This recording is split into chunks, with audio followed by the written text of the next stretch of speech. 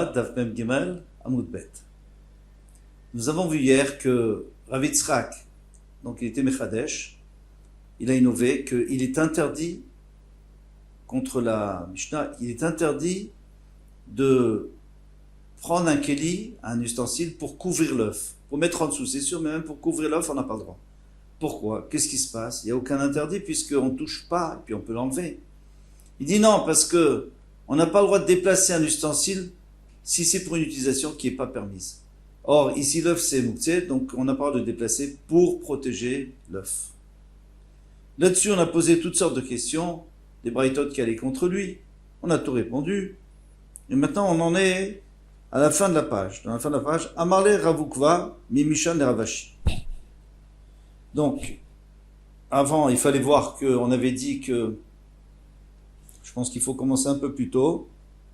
Tashma, 3 lignes avant la fin, pour Sim Machatzel et Al-Gabe Kaveret, on a le droit d'étendre une natte sur une ruche, des vorim, dans lesquelles il y a des abeilles, Shabbat, Bachama Mipnei Achama. S'il y a du soleil, c'est pour protéger du soleil. Bakshamim, si c'est la pluie, Bakshamim, pour protéger de la pluie. Ou Bilvat Sherit Kaven, là-dessous, à condition qu'il n'ait pas l'intention de capturer et de les empêcher de sortir. Achabe Mayaskinan. Alors là, ça c'est une question, parce que toi tu vois bien qu'on a le droit de déplacer pour protéger les abeilles. Les abeilles, c'est mouktsé. Achabe Mayaskinan, des cas de vaches. Ici, de quel cas s'agit-il? C'est qu'il y a du miel, et c'est le miel que je veux protéger. Ça, j'ai le droit. Amarle Ravukva. Mimishan, Ravukva de Mishan l'a dit, les Ravashi, Tinar Bimotachama, je comprends, Bimotachama, lorsque on est en été, d'accord, alors on avait dit Bachama, c'est-à-dire en été, des cas de vache, il y a, on passe, même Gimal Amoudbet, des cas de vache, il y a du miel, Bimotakshami, mais en hiver, on avait dit aussi à cause des pluies, des cas de vache, il n'y a pas de miel, Maïkalemema, alors comment, et qu'est-ce qu'on peut dire, pourquoi ça serait moutard? D'après Rav Yitzhak, ça ne devrait pas être moutard, puisqu'on déplace pour du mouktsé. Il m'a répondu, il dit, mais non, on a déplacé cette natte pour protéger les deux chalot, les deux pains de miel qu'on laisse toujours en hiver pour nourrir les abeilles, puisqu'elles n'ont pas de pollen. Il m'a dit, mais elles sont mouktsot. Pourquoi elles sont mouktsot? Parce que j'ai pas l'intention de les manger, c'est la nourriture que je laisse et que je réserve aux abeilles. Donc il n'y a pas de raison que ce soit moutard, c'est mouktsé, totalement mouktsé. Il répond de Chashiv Alayou. Il a pensé qu'il allait en profiter, il allait en manger un peu. On parle que ça déborde de miel, parce qu'on n'a pas le droit de presser ses alvéoles pour faire sortir le miel, Shabbat.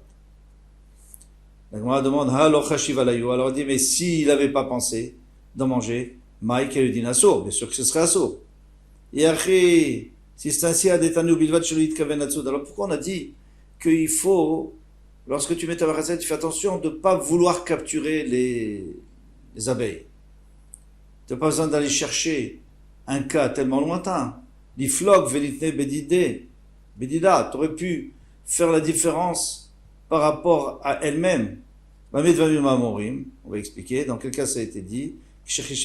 Quand il a l'intention de manger ces pains, ce miel, mais sinon c'est assour. Pourquoi est-ce que la Gemara va chercher un cas lointain qu'il a pensé ou il n'a pas pensé à capturer? Mais il parle déjà de notre cas à nous, du cas de la Braïta, qui est, est-ce qu'il a l'intention de manger ce miel ou il n'a pas l'intention de manger ce miel? La Gemara dit non, c'est important d'apporter cette précision de la kavana de capturer. Pourquoi? Kamashman, ça va nous faire entendre la fin de piche et que j'ai même s'il a pensé qu'il allait manger ce miel, eh bien, mais il faut quand même pas qu'il pense à capturer, parce que dans ce cas-là, ça sera de toutes les façons assaut. Demande la Gemara Mané, elle va d'après qui cette braïta? Rabbi Shimon, si tu dis que ça va Rabbi Shimon dit les mouktsé, lui il n'a pas de mouktsé, donc lui il n'a même pas de problème. Quel est le problème? Bien sûr qu'on a le droit. Qu'il y ait du miel, qu'il n'y ait pas du miel, ça ne change rien. Il n'a pas mouktsé. Alors pourquoi il n'a pas mouktsé?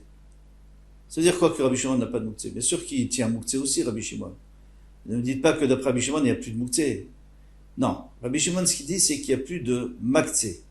Maktsé, c'est le verbe rendre mouktsé quelque chose. Ou alors, si vous voulez, En d'autres termes, enlever de mon esprit cette chose-là. Voilà, je ne vais pas l'utiliser Shabbat. Selon Rabbi Yehuda, dès que j'ai pensé à ça, c'est fini, j'ai rendu Mouktsé. Pourquoi? Parce que j'étais Mouktsé Midati. Je l'ai enlevé de mon esprit. Eh bien, Rabbi Shimon dit non, toi t'as enlevé, mais maintenant que tu en as besoin, tu peux l'utiliser. On prendrait un exemple déjà de celui qui aurait mis un récipient sous le nerf, sous la lampe pour récupérer l'huile. Eh bien, l'huile devrait être moussée, puisque l'huile a été prévue pour brûler, pas pour assaisonner sa salade. Eh bien, selon Rabbi Yehuda, c'est assaut. Selon Rabbi Shimon, c'est mouta. Pourquoi? Parce que tu as récupéré l'huile. C'est vrai qu'à l'entrée de Shabbat, tu pensais qu'il allait brûler. Maintenant, il n'est pas brûlé, tant mieux. Tu peux assaisonner sa salade.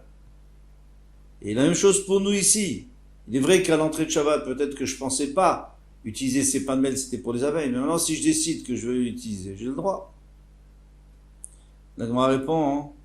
Donc c'est sûr que c'est pas Rabbi Shimon. Et Rabbi Yehuda, si c'est Rabbi Yehuda, kilomit kaven mayavé, ça change rien. Lui dit qu'il faut pas être mitkaven, il faut pas avoir l'intention de capturer les abeilles. Mais ça sert à rien. Pourquoi? Parce que lui, qu'est-ce qu'il pense, Rabbi Yehuda? Ha d'avoir chez mitkaven assour, d'après lui, même si j'ai pas l'intention de capturer les abeilles, à partir du moment où je les ai bloquées, c'est assaut.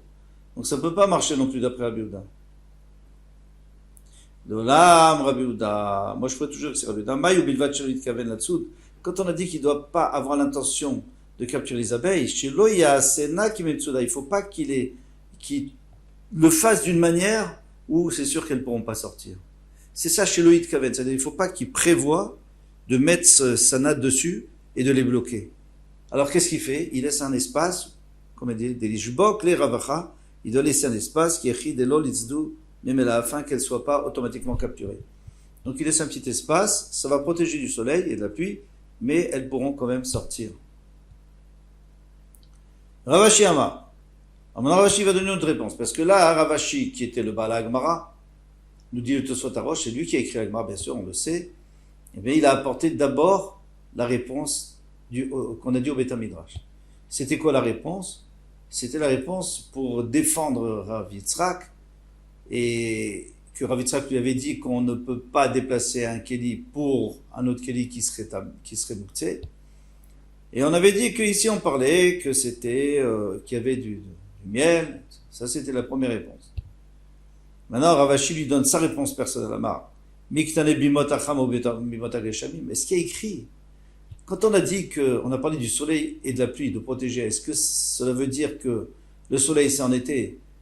Généralement, on dit Yimot HaChama, c'est l'été, les jours du soleil, et Yimot HaGeshamim, c'est les jours de la pluie, c'est l'hiver. Mais pas du tout. Ici, c'est autre chose. Bachama, Mipne HaChama. Ou Begeshamim, Mipne HaGeshamim. Ce qu'on a dit, c'est que s'il y avait du soleil, il fallait protéger du soleil, et de la pluie, il fallait protéger la pluie. Katane, on a enseigné. Alors moi, je peux vous dire, Beyome Nissan, ou Bebe Tishri. C'était en Nissan et en Tishri, c'est-à-dire au printemps, à l'automne. Yika Chama, il y a du soleil, Veika Gshami aussi, il y a aussi des pluies, Veika Dvash, il y a du miel à profusion, puisqu'il y a encore une fabrication de miel à ce moment-là, depuis le printemps jusqu'à l'automne. Donc, il n'y a aucune raison, il n'y a aucun problème, même plus toutes les questions, qu'est-ce qu'il y a dedans, est-ce qu'il y a du miel, il n'y a pas du miel, on l'a réservé, on l'a pas réservé. Bien sûr que s'il y a du miel, qu'on va manger soi-même, donc c'est totalement autorisé de poser dessus ou de déplacer une natte pour les protéger. Amar le Rav Sheshet. Maintenant, Rav Sheshet a dit, beaucoup verbrûler les Rav Yitzhak. Allez en Bavel pour dire à Rav Yitzhak, Kvar tirgema ravuna lishmater bebavel. Pardon. Allez en Eretz Israël et dites à Rav Yitzhak que Kvar tirgema ravuna lishmater bebavel. Ravuna, il a dit la même chose que toi en Bavel. Dans Ravuna dit aussi le mechitza les met. On fait une mechitza pour un mort. Bishul Chayt pour un vivant. C'est-à-dire quoi? C'est-à-dire que nous, on a envie de protéger un mort, mais on doit avoir un vivant à protéger. Sinon, on ne peut pas déplacer, sinon on ne peut pas fabriquer cette mechitza. Une mechitza, ici, on parle d'un OL, de faire comme un genre de tente pour protéger du soleil. Un parasoleil. Ven aussi mechitza lemed, bishvil med. Mais on ne fait pas que pour le mort. Ou pour le mort, carrément. Maïhi. Alors, c'est comment? Comment ça se passe? Damar Shmuel Bar Yehuda, Rav Shmuel Bar Yehuda a dit, V'chen Taneh Shila Maré, et ainsi il a enseigné Shila Maré. Eh bien, Met Amutal Bechama. Il y a un mort qui est posé au soleil, et il va se détériorer. Baïm, Shne Ben Adam, il y a deux hommes qui viennent. Yoshvim Bitzido, ils s'assoient par terre à côté de lui. Chamlaim Milmata, donc ils vont avoir chaud, parce que on parle qu'il y a du soleil, donc sinon on n'a pas peur pour le mort. Donc il y a du soleil, et le soleil a déjà chauffé la terre, donc ils sentent c'est chaud par terre. Zemevimita, Veyochevalea, il y en a qui va porter un lit ou un banc, il va s'asseoir dessus. Zemevimita, et l'autre apporte un autre, et Veyochevalea, il s'assoit dessus. On a le droit, puisque je veux me protéger de la chaleur. Chamlaim Milmala, maintenant j'ai aussi chaud en haut, qu'est-ce que je fais? Mevimachatzelet, on apporte une natte, ou pour Sinaléa, et on la tient avec la main sur nous, et aussi sur le mort, contre le soleil. Maintenant, on ne va pas rester comme ça toute la journée. Zezokef mitato venishmat. Alors moi, il y en a un qui prend son banc, il le redresse, et il le met sous la natte, pour tenir la natte, et il s'en va. Veoler, vezezokef mitato venishmat, il y en a, et l'autre redresse son lit, ou venishmat, et il se retire, veoler, il s'en va, il s'en va. Et donc il y a une mechitza qui s'est faite d'elle-même, et maintenant le mort pourrait être protégé jusqu'à Motzei Shabbat. Le problème, c'est pourquoi est-ce qu'on a fait le système à l'envers? Il fallait dire, on apporte des bancs, on les met droit, et puis après, on apporte une natte, et on la met dessus. Non, parce que ça, c'est un vrai OL. L'OL, c'est toujours comme ça qu'on le fait. Quand on veut permettre, il faut faire avec un chinouille, pour pas que ça soit un vrai issour. Il faut faire un changement. C'est quoi le changement? C'est qu'au lieu de poser d'abord les murs et après le toit, on pose d'abord le toit, on le tient, et après on met les murs en dessous. Et ça on verra dans d'autres endroits de Shabbat aussi. On va permettre. Itmar, il a été dit, Met Amutal Bechama. Donc il y a un mort qui est laissé au soleil.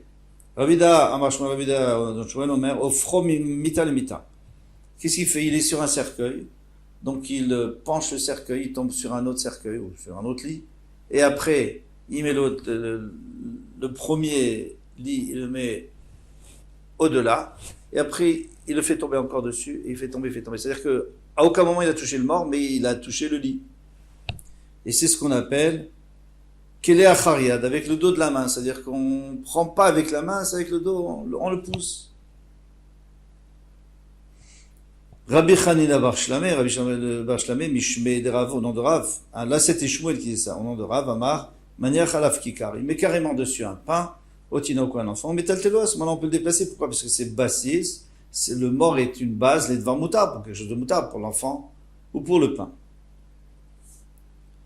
Alors, la Gemara nous dit, Kikar, si il y a du pain, ou alors, Tinok, il y a un enfant qui l'a mal obligé, il n'y a pas de marloquette, de chari, c'est sûr que c'est moutable. Tout le monde permet, soit Rav, soit après Shmuel. Qui pliait des lettres. Si on parle qu'il n'a pas sous la main, il ne peut pas prendre n'importe quoi. Il ne peut pas prendre un ustensile. Pourquoi? Parce que on va d'après la vie qu'on n'a pas le droit de déplacer un ustensile si on n'en a pas vraiment besoin pour lui-même. Par contre, du pain, un enfant, on a le droit de le placer autant qu'on veut. Mars, ça va, il y en a un qui pense Tiltul Minatzat Shmetiltul. Il y en a un qui pense que Tiltul Minatzat, quand on déplace avec le côté, c'est-à-dire pas explicitement, mais on déplace en passant. On prend le lit, on fait tomber le mort. Eh bien, Shmetiltul. Ça s'appelle quand même déplacer, c'est assourd.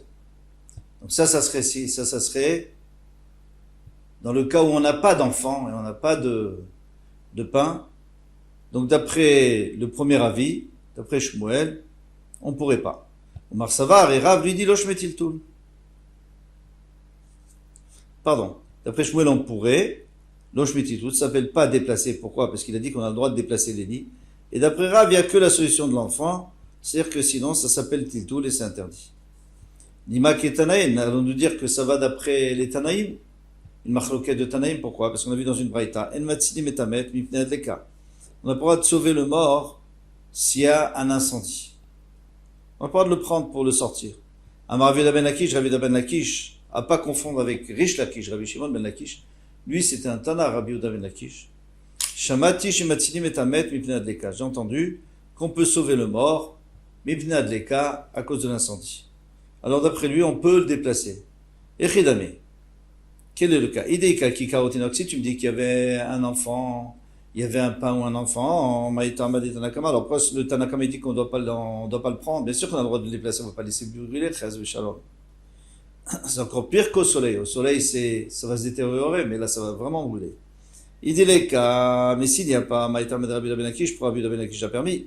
Et là, Betitul Minatsad Pigé, n'est-ce pas que leur machloket, c'est est-ce qu'on a le droit de Tiltul Minatsad?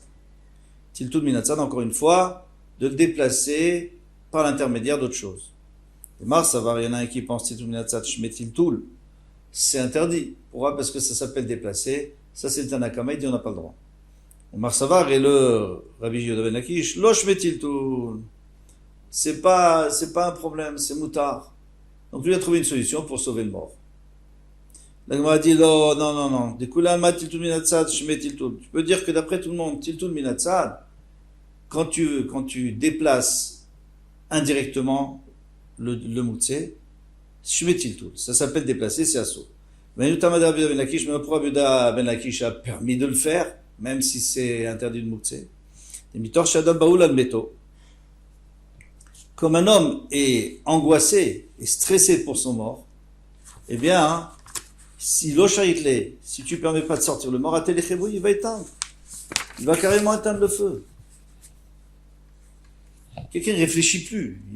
Il a son père ou sa mère, Ahmed Itzlan, ou son fils qui est là, devant lui. Il y a un incendie. Et il peut rien faire. Il éteint l'incendie. Qu'est-ce que vous voulez qu'il fasse? Donc on a permis. Mais quand il est au soleil, qu'est-ce qu'il va faire? Il va monter pour éteindre le soleil. Il y en a qui ont voulu le faire, mais pour l'instant, ils n'ont pas réussi. Amar Rabbi Yehuda bar Shila, Rabbi Yehuda bar Shila dit, Amar Ravasi, on Ravasi, Amar Rabbi Yochanan, Alacha ki Rabbi Yehuda ben Lakish, l'Alacha, et comme Rabbi Yehuda ben Lakish, Bémet, pour le mort, qu'on a le droit de le protéger, donc le prendre carrément pour le sauver de la dleka, de l'incendie. Mais pour le déplacer quand il y a du soleil, ça, il faut utiliser les autorisations qu'on a eues de mettre un enfant, de mettre etc., ou d'après Shmuel d'un lit à un autre lit. Voilà pour le chidouche de Rav Yitzhak.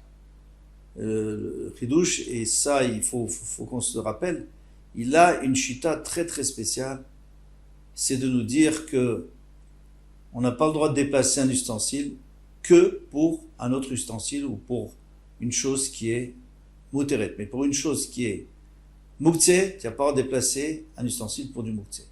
C'est logique. À bientôt, Bezrat Hashem. Kol Tov.